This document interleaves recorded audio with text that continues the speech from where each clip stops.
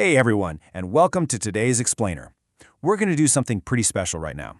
We are going to master quadratic equations, and at the exact same time, we're going to uncover the divine wisdom you need to solve some of life's biggest challenges.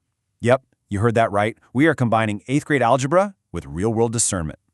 I'm absolutely thrilled to guide you through this because here's the secret. The mathematical skills you're building on paper today are the exact same critical thinking skills you're going to need out there in the real world. So here's our quick roadmap for the Explainer. We'll kick things off with Section 1, Choices in Math and Life, then head into Seeking God's Wisdom.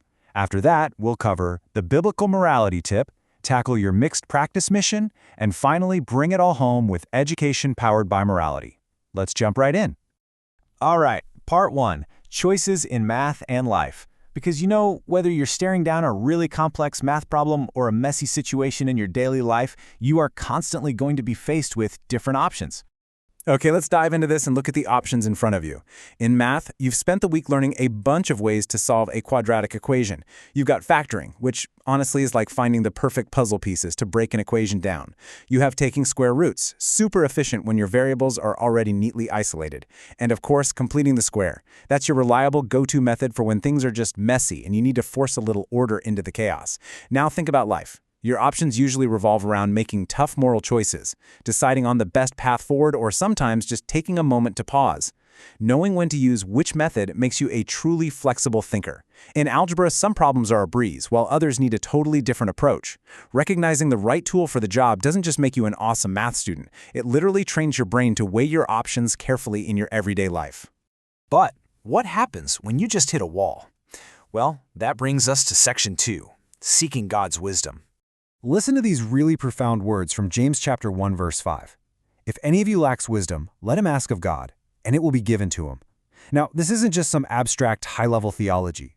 This is a highly practical, everyday tool for your decisions. When you feel totally stuck, when the numbers just aren't lining up, or when you honestly don't know the right thing to do, the ultimate guidance is right there waiting for you. All you got to do is ask. It's just like math. Ask God for the best method. Every equation out there has its own best path. Sometimes you can factor it in your sleep, and the solution just pops out in seconds. Other times, you might need to use a square root to cut right through the complexity. And life is exactly the same way. We often need to hit pause, take a breath, and pray before choosing our path forward. Let God help you pick the absolute best method for whatever situation is right in front of you. And that transitions us perfectly into Section 3, the Biblical Morality Tip. Let's look at a super practical framework you can use today for tackling both tricky moral situations and those tough quadratic equations. Now, what's really interesting about these 3 steps is just how simple yet totally profound they are. Step 1, don't rush. Seriously, whether you're dealing with a sneaky negative sign in algebra or a frustrating friend in real life, rushing the process almost always leads to careless mistakes. Step 2, take time to understand what's in front of you. Be honest about the steps. Don't just skip over a part of the problem because it looks intimidating. And step 3, trust God to help you face the really hard parts. Patience and wisdom, they will always lead you to the right solution. All right, let's bring the energy back up because it's time to put all this into action. Welcome to Section 4, your mixed practice mission. By the way, this aligns directly with your Texas Essential Knowledge and Skills, specifically TEKS 8.10a and 8.10c. So here is your mission. Bring everything together. I really want you to look at these upcoming equations not as some tedious chore, but as an obstacle course that you get to beat using your newly upgraded mathematical toolkit. Your goal is to pause, evaluate, and decide the absolute best method for each unique problem. Let's quickly review the 5 practice problems you'll be solving. Think strategy here. Number 1, x squared minus 2x minus 35 equals 0. Tap into those factoring skills. What multiplies to negative 35 but adds to negative 2? Spot those, and factoring is for sure your fastest route. Number 2, the quantity x minus 4 squared equals 36.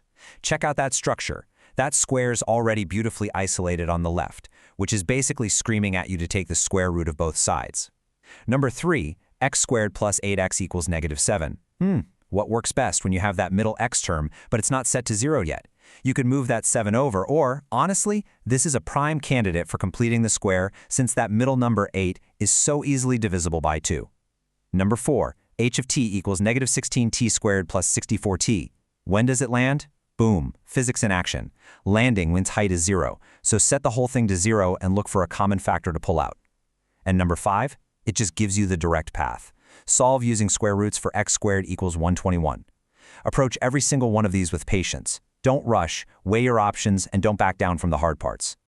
Okay, as you mentally gear up to crush that practice set, I want to pivot earnestly to our final segment for today, Section 5, Education Powered by Morality.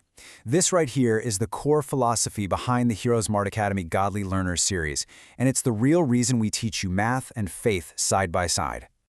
I want to ask you something very directly, and I really want you to think about it. What is the point of being super smart and highly educated if you just continue to make bad choices that hurt yourself and the people around you? Think about it. Education without morality is ultimately harmful. Having an intellect without a moral compass, it's like dropping a massive, powerful engine into a car that doesn't have a steering wheel. Sure, it has all the potential in the world, but without direction, it's literally just going to cause a crash.